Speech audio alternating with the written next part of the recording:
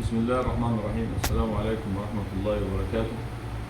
طبعا إن شاء الله تعالى احنا جبنا معانا بفضل الله الشاحن 12 فولت 24. ده إن شاء الله يكون متوفر خلال 30 يوم إن شاء الله، يعني النهارده إن شاء الله ربنا كريم. فبنبص على التلاتة شكل واحد، طبعا كل واحد هيشوف يقول لك التلاتة شكل واحد والتلاتة نفس الوظائف. ده شاحن 10 امبير 12 فولت 24، ده شاحن 10 امبير 12 فولت 24، وده 12 فولت 24. ولكن حبيت اوضح فكرة للناس. مش كل الشواحن لما تيجي تقول له واحد الشاحن سعره 1000 جنيه يقول لك طب انا بجيبه يا عم من عند فلان ب 500 جنيه.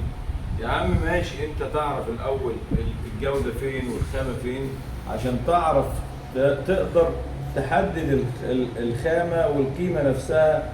ليه ده ب 500 وده ليه ب 1000؟ يعني لو انا فتحت التلاتة دلوقتي وانا هفتح التلاتة بفضل الله هتعرف الفرق من جوه في المكونات عامل ازاي. نفتح اول واحد كده ونبص عليه.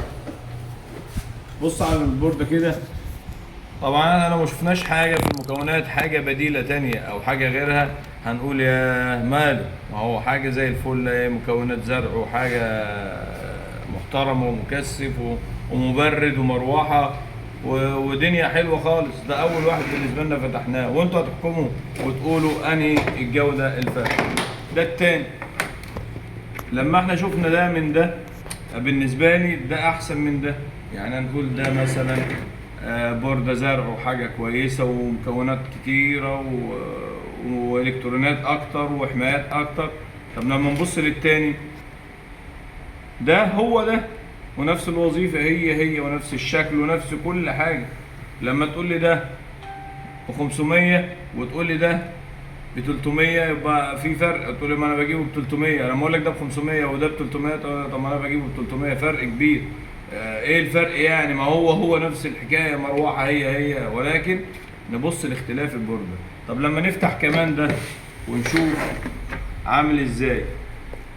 انا لما اقول لك ده ب 800 وتقول لي ده ما ده ب 500 ودي ب 300، بس اعرف الخامه نفسها من جوه عامله ازاي، اعرف التركيبه من الداخل عامله ازاي، اعرف فرق الكواليتي فين، انت بتدفع فلوسك في ايه بالظبط زياده. هتقول لي ما هو كله عند العرب صابون، براحتك انت بقى روح للصابون واشتريه. انما لما اقول لك خد مني حاجه مضمونه وحاجه ليها ضمان تعرف ترجع تمسكني، يبقى انت ليك ماسكه عندي. انما ما تقوليش اصله عند فلان بخمس قروش وانت عندك بتبيعه ب 10 قروش ب 15 قرش. فانا بفضل الله تعالى دايما بتكلم في الحته دي، وكل فيديو هقول فيه ان انا بختار الجوده علشان اسمي، علشان ابدا اكبر نفسي باسمي. ولما اجيب حاجه مضمونه والناس تبقى مقتنعه بيها فعلا بفضل الله تعالى. ان شاء الله تعالى ده هيكون متوفر زي ما انا قلت. ده اللي جاي بفضل الله، وانا جبت العينتين وده كان عندي موجود، ولكن قلت اوضح الفكره للناس عشان ما حدش يجي يقول لي فرق السعر ده فين. فرق السعر في الخامات، في التركيبه نفسها، في الجوده نفسها، في طريقه العمل، في ضماني للمنتج بفضل الله تعالى. والسلام عليكم ورحمه الله وبركاته.